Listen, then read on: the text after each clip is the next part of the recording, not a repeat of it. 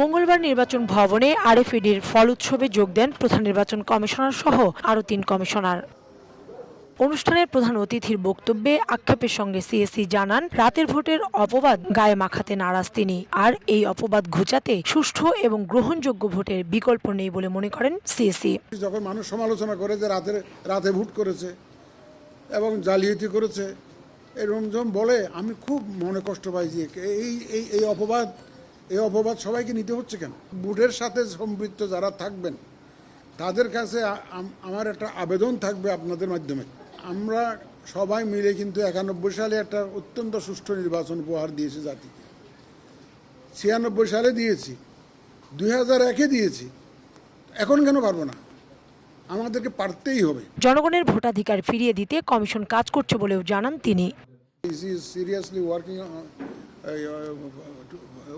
With their aim, এবং তারা preparation নিচ্ছে যাতে একটা সুষ্ঠু নির্বাচন এবং ফেয়ার একটা নির্বাচন এবং অ্যাকসেপ্টেবল একটা নির্বাচন, ক্রেডিবল একটা নির্বাচন যাতে আমরা দিতে পারি, উপহার দিতে পারি।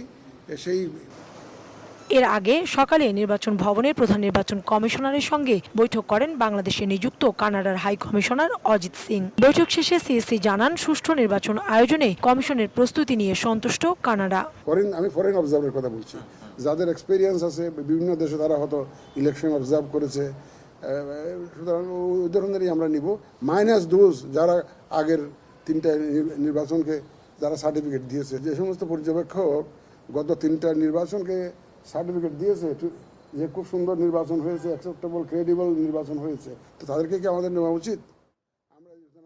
গত 3 নির্বাচনকে বৈধতা দেয়া বিদেশি পর্যবেক্ষকরা দায়িত্ব পাবেন না উল্লেখ করে সিএসি জানান, আগামী জাতীয় নির্বাচন পর্যবেক্ষণে যুক্তরাষ্ট্র সহ অনেক দেশই চিঠি দিয়েছে। যেদিন ভোট হবে তার 2 মাস আগে আপনাদেরকে জানিয়ে দেব। কাউসার চৌধুরী কুমু, সময় সংবাদ, ঢাকা।